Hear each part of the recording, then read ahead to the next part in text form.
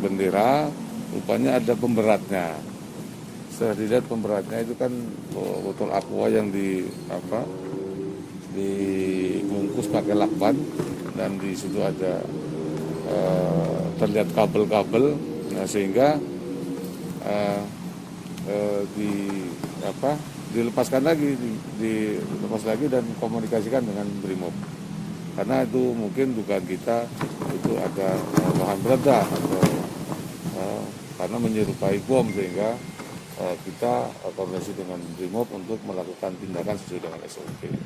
Dari kalau ini kan tergantung nanti hasil pemeriksaan dari Brimob. Jadi kami nanti akan minta dari Brimob hasilnya seperti apa.